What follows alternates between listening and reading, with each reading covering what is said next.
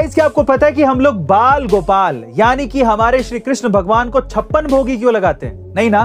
तो चलिए आज मैं आपको बताता हूं। दरअसल जब भगवान श्री कृष्ण ने अपने नगरवासियों को इंद्र के प्रकोप से बचाने के लिए गोवर्धन पर्वत को अपनी सबसे छोटी उंगली पर उठा रखा था, उस समय माता यशोदा उन्हें 8 प्रहर भोजन कराती थी, यानी कि दिन में 8 बार। और जब श्री कृष्ण 7 दिनों बाद घर पहुंचे तब माता यशोदा ने उन 7 दिनों के 8 प्रहर का जोड़कर 56 भोग बाल कृष्ण को खिलाए थे, और तब से ही श्री कृष्ण को 56 भोग लगाए जाते हैं।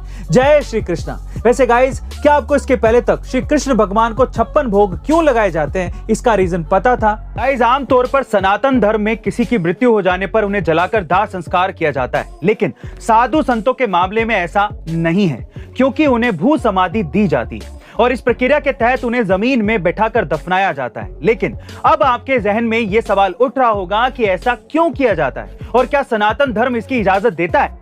दरअसल साधु संत संन्यास अपनाने से पहले ही अपना पिंड दान कर देते हैं, जिससे उनकी आत्मा उनके शरीर से अलग हो जाती है, इसीलिए उनके मृत शरीर को जलाने की जरूरत नहीं होती। यही वजह है कि सनातन धर्म में साधु संतों को भू समाधि दी जाती है। माना जाता है कि यह परंपरा 1200 साल से भी ज्यादा पुरानी परंपरा है, जिसमें आदि गुरु शंकराचार्य ने भी भू समाधि ली थी, जो केदारनाथ में आज भी मौजूद है। गाइस, ये बात है उस समय की जब प्रभु श्री राम लंका विजय के उपलक्ष्य में हर उस व्यक्ति को पुरस्कार दे रहे थे जिन्होंने रावण के साथ हुए युद्ध में उनकी मदद की थी। लेकिन तभी श्री राम ने अपने परम भक्त हनुमान जी की परीक्षा लेने के लिए जानबूझकर हनुमान जी को कोई पुरस्कार दिया ही नहीं, और ये सब देख वहां मौजूद माता सीता को बड़ा दुख हुआ, तो उन्होंने खुद ही हनुमान जी को बुलाकर अपनी बेशकीमती पत्थरों से जुड़ी माला हनुमान जी को भेंट कर दी थी, जिसे हनुमान जी ने खुशी खुशी स्वीकार भी कर लिया था।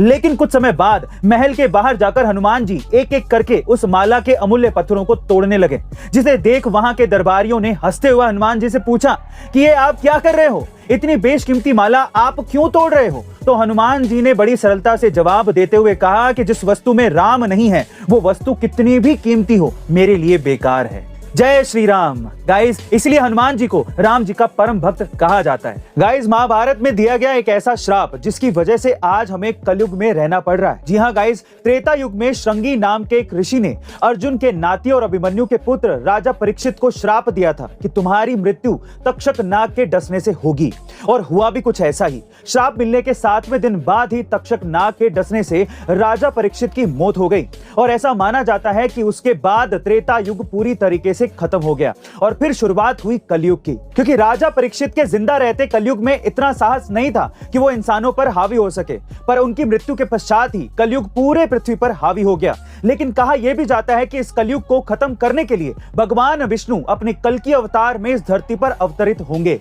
एक बार अकबर को सुबह सुबह बहुत ज्यादा प्यास लगी, तो वो पानी पीने के लिए अपने नौकरों को आवाज देने लगे, लेकिन तब कोई भी नौकर वहां पर उनके आसपास मौजूद नहीं था। पर उसी समय वहां पर मौजूद एक कचरा साफ करने वाले ने अकबर की आवाज सुन ली, तो वो अकबर के लिए पानी लेकर आया और अकबर ने वो पानी पी भी लिया। लेकिन उसी दिन अचानक से दोपहर को अकबर की तबीयत खराब हो गई, तो किसी ने उससे कहा कि आपके ऊपर किसी मनहूस इंसान की नजर पड़ी है। तो अकबर को लगा कि कहीं वो मनहूस इंसान कचरे वाला तो नहीं, तो इसीलिए अकबर ने उस कचरे वाले को फांसी की सजा सुना दी।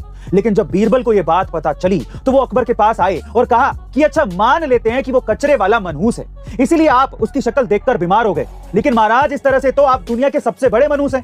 अकबर ने कहा कि तुम ऐसा क्यों कह रहे हो? तो बीरबल बोला, आप उसकी शक्ल देखकर सिर्फ बीमार ही पड़े, लेकिन उस बेचारे ने आपकी शक्ल सवेरे सवेरे देख क्या ली, उसे तो फांसी की सजा हो गई। गाइस, इसे कहते हैं जैसे को तैसा जवाब देना। गाइस, आपने हिंदू धर्म में देखा होगा कि ब्रह्मा जी के साथ माँ सरस्वती, विष्णु जी के साथ माँ लक्ष्मी और शंकर भगवान के साथ में माँ पार्वती का पेरप होता है। लेकिन क्या आपको इसके पीछे का विज्ञान पता है? नहीं ना? तो चलिए आज मैं आपको बताता हूँ। दरअसल ब्रह्मा जी को इस सृष्टि का रचनाकार माना जाता है, लेकिन प्रकृति में किसी भी चीज की रचना के लिए बीज या अंडे की जरूरत होती है, और हमें बीज को देखकर उससे उगने वाले पौधे के बारे में ज्ञान हो जाता है। जैसे कि हम मनुष्यों में ये काम डीएनए से होता है, इसलिए बीज के साथ ज्ञान का होना भी बहुत ज्यादा जरूरी है, और ज्ञान की देवी है माँ सरस्वती। अब विष्णु जी इस पौधे को जीवित रखते हैं, लेकिन जीने के लिए पौधों को पानी, रोशनी, खाद आदि की जरूरत होती है। वहीं मनुष्यों को कपड़े, मकान, धन, ऐश्वर्य की जरूरत पड़ती है, इसलिए सुख, संपत्ति, समृद्धि की देवी माँ लक्ष्मी भगवान विष्णु जी के साथ रहती है। वहीं ब्रह्म रचित, विष्णु पोषित सृष्टि का विनाश भगवान शिव करते हैं,